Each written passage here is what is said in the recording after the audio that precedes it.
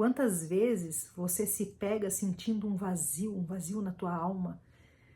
Parece que falta algo. Hoje, lendo as escrituras, ou lendo Salmos 24, eu me peguei com uma escritura que tocou muito meu coração e que muito disso eu tenho feito na minha vida e percebo que realmente são grandes chaves. Salmos 24 é um cântico que Davi escreveu e ele começa falando assim: quem subirá ao monte do Senhor? Ou quem estará no seu lugar santo?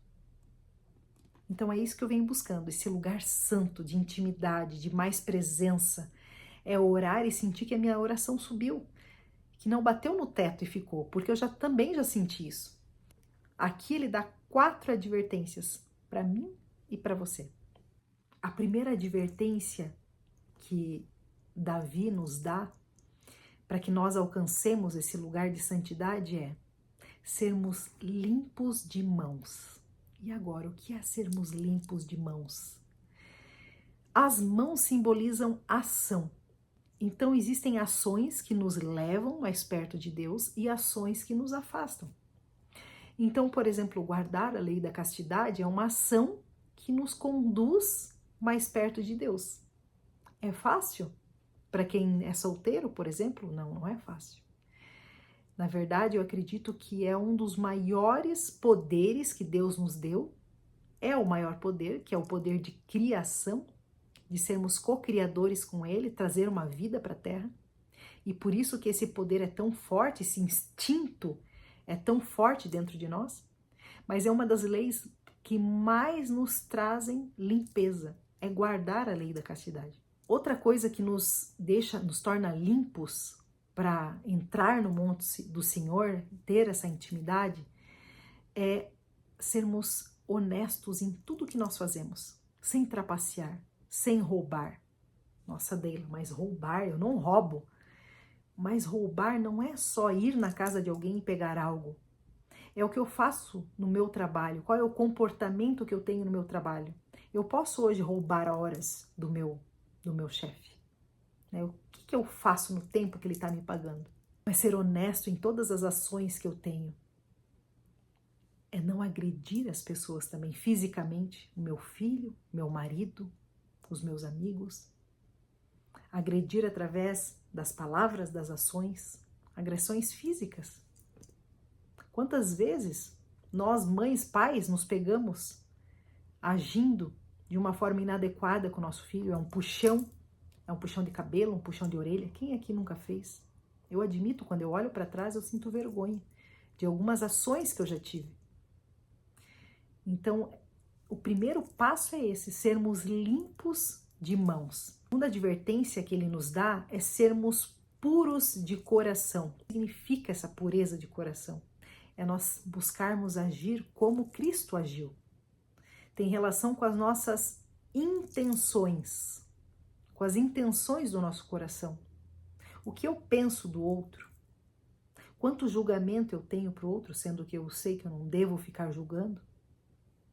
É julgamento, é não perdão, é mágoa, guardar mágoa de outras pessoas. Isso tudo me afasta. Isso tudo me afasta daquele Deus Todo-Poderoso que nos ensina e nos deu o seu Filho Jesus Cristo para que viesse aqui na Terra e mostrasse exatamente o exemplo de como ter um coração puro.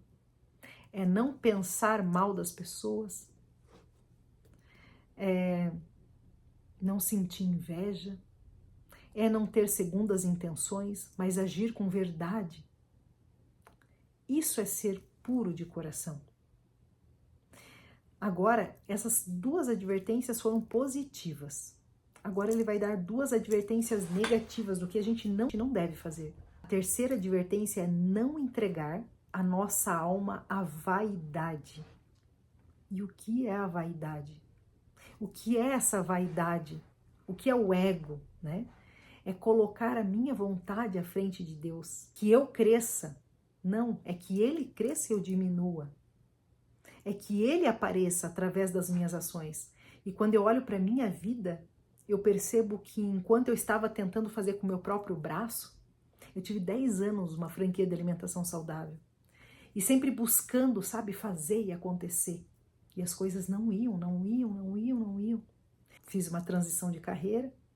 E nesse processo de transição de carreira, eu vi claramente a mão dele, me instruindo, me guiando, me orientando a cumprir a minha missão de vida. E eu jamais posso ter glória nisso, porque todas as ações que eu fiz foi ouvindo através dos meus ouvidos e do meu coração. Ele me guiando, ele me conduzindo. Então, como eu posso ter glória nisso? Sendo que tudo veio dele. E quando a gente busca e ouve ele, não tem como a gente ter uma alma vaidosa. Porque tudo é para honra e glória dele. Tudo é mérito dele. E como a gente deve cuidar a não se apegar ao que é passageiro? O que tem sido o teu Deus? Nossa, mas isso é muito forte, né? Não, Deus é Deus. Muitas vezes nós somos muito apegados ao que é passageiro.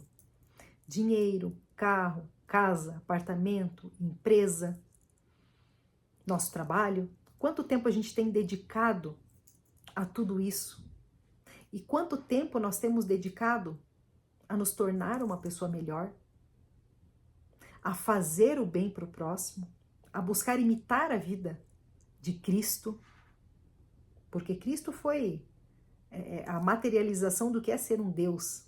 Né? Para que nós nos tornemos um dia mais semelhantes a Ele, ao nosso Pai, nós temos que aprender a imitar ao Filho dele, ao grande Filho dele, que veio aqui na Terra.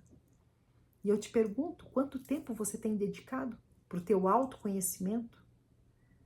E o quanto tempo você tem dedicado para ajudar as pessoas a se tornarem mais parecidas com Cristo? Quanto tempo você tem dedicado a você se tornar luz para as outras pessoas? Aonde está o teu coração? E é isso que ele fala quando ele diz, né? Não entregar a nossa alma à vaidade. Tudo eu, só para mim, é só eu, meu crescimento, as minhas coisas. Eu gosto de lembrar, né? Muito de uma das coisas mais maravilhosas que eu aprendi é que nossas crenças, elas são formadas como uma pirâmide. A base da nossa crença é a nossa identidade. O meio da pirâmide, a identidade é quem eu sou. O meio da pirâmide é o que eu faço. O pico da pirâmide, que é a menor parte, é o que eu tenho. Olha só. Só que para o mundo, quem eu sou, não importa tanto quanto o que eu tenho ou o que eu faço. Então, para o mundo, para Deus, a pirâmide é assim. Nossa identidade, nossa capacidade e o que eu mereço, certo? Para o mundo, essa pirâmide é invertida. O que eu tenho é o mais importante, depois o que eu faço e por último quem eu sou. Mas para Deus isso não importa. Só que você entende que quando essa pirâmide está invertida, significa vaidade, porque se a base da minha vida é o que eu tenho e o que eu faço, o que eu sou não importa. Só que para Deus, o que mais importa é quem eu sou, não o que eu tenho. Então, muito cuidado, para que a tua alma não esteja enraizada no que o mundo prega, que é o que eu tenho. Por isso que a gente tem que tomar muito cuidado. A não se apegar ao que é passageiro, mas se apegar ao que é eterno. E a tua alma será eterna. A tua alma é a união da tua mente, do teu corpo e do teu espírito. É a tríade mais poderosa que Deus nos permitiu vivenciar aqui nessa terra. Só que a nossa alma se tornará eterna. Então, eu não vou levar um carro, uma casa, um apartamento, empresa, mas eu vou levar a minha identidade, quem eu sou, quem eu me tornei. E dependendo quem eu sou, quem eu me tornei, aí sim eu terei mais intimidade com o Senhor e um dia vou morar com o Pai. E a quarta, jurar enganosamente. É mentir.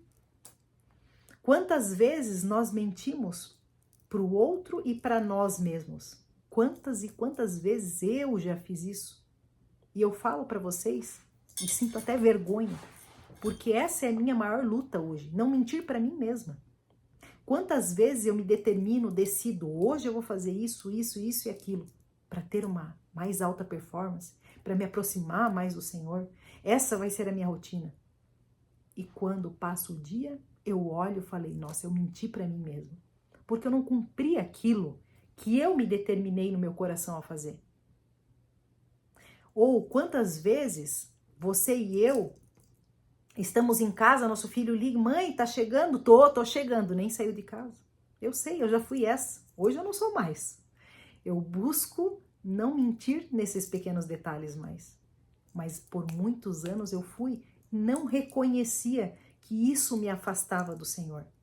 Quantas vezes você se compromete em fazer alguma coisa para alguém e não faz? Quantas vezes eu falo que eu vou ajudar, ou falo que vou fazer, ou falo que eu vou cumprir com aquela tarefa e não faço?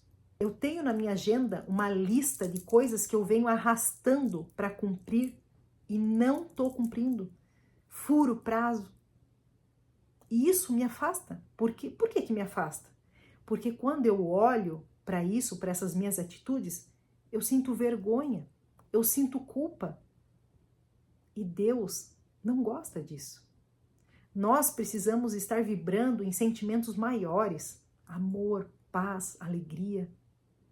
E aí, quando eu estou me sentindo culpada, envergonhada, triste, eu não estou na mesma frequência que o Pai está. Então, por isso que nós precisamos cuidar muito com essas 4 advertências, para que a gente possa aplicar na nossa vida, nós possamos nos sentir mais amados, amar e nos sentir amados, sentir paz, sentir alegria, porque esse é o propósito dessa vida, evolução. E quando nós aplicamos esses 4 itens, imagina, ser puro de coração, limpo de mãos, cuidar com a vaidade, tomar cuidado para não jurar enganosamente, com certeza nós nos tornaremos uma pessoa muito mais parecida com o Filho. Estaremos muito mais aptas a ouvir a voz, aptas e aptos, a ouvir a voz de Deus, a seguir os sussurros do Espírito Santo, nos conduzindo para um caminho melhor. Muitas vezes nós damos voltas, foi o que aconteceu comigo por muitos anos. Até que eu ouvi a voz do Senhor falando qual era a minha missão de vida. E aí eu fiz toda uma mudança. Mas o que eu quero falar para ti é que não perca a esperança. Muitas vezes eu choro, me entristeço comigo mesma, com as minhas atitudes. Muitas vezes a gente procrastina, não faz o que precisa fazer e volta para o ciclo de culpa e vergonha, culpa e vergonha. Esse é o processo da vida. Mas o mais importante é você não desistir de você mesma. E uma das coisas que eu quero encerrar falando para você, confie no poder capacitador de Jesus. Quando Jesus ele orou e sofreu lá no jardim do Getsemane, ele sofreu e morreu na cruz e ressuscitou. E com esse ato tão poderoso e magnífico, ele nos trouxe 3 coisas. O poder de nós, eu e você, um dia ressuscitarmos e morarmos com ele. Isso é gratuito para os bons e para os maus. A segunda coisa que ele nos traz depende muito de nós, não é de graça. É o poder do arrependimento. Quando eu me arrependo, eu me livro dos meus pecados e posso um dia morar com Deus. E esse arrependimento deve ser diário.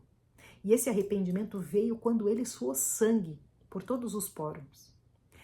E o terceiro grande ato que o poder, que a ressurreição e o sacrifício dele nos trouxe, é o poder capacitador. Muitas pessoas acham que a expiação lá no jardim do Getsemane só trouxe a capacidade de nos arrependermos, mas não. Trouxe uma capacidade de nós nos superarmos através do poder dele, não de nós, não com a nossa força somente, mas através de Cristo. E eu quero que você confie nisso, porque tem tanta coisa na minha vida que eu já superei, tantas coisas, e eu sinto que eu não superei só com o meu próprio braço, com a minha própria força, a minha própria capacidade, mas eu sinto em todas as células, fibras do que eu vou falar agora para você, eu sinto verdadeiramente que muito do que eu superei veio através de jejum e oração, e esse presente que eu já recebi, me superando, veio através do poder capacitador de Cristo. Então continue trilhando o caminho, essa jornada, não desanima, continua, só continua. Continua que vale a pena, porque o Senhor, Ele nos prometeu vida em abundância aqui nessa terra, mas é para aqueles que acreditam nele. Ele diz, eu vim ao mundo para que tenhais vida e abundância. Isso está lá em João 10:10. Então acredita, continua confiando, continua buscando ele. E esse lugar que a gente tanto busca, que é esse lugar de intimidade, vai nos trazer caminhos. E esses caminhos que eu venho trilhando, principalmente desde janeiro de 2025, grandes milagres têm vindo na minha vida e eu quero te contar cada um deles em próximos vídeos que eu vou gravar. Como eu tenho trilhado e conquistado uma vida muito mais cheia de alegria, paz, amor, abundância e cumprindo minha missão de vida, que uma delas é estar aqui te ajudando a se aproximar um pouco mais do nosso Salvador Jesus Cristo, do nosso Pai querido, tá bom? Um grande beijo para você e deixa nos comentários, eu quero subir no monte de Sião, eu quero subir no monte do Senhor, no monte de Sião. Beijo para você.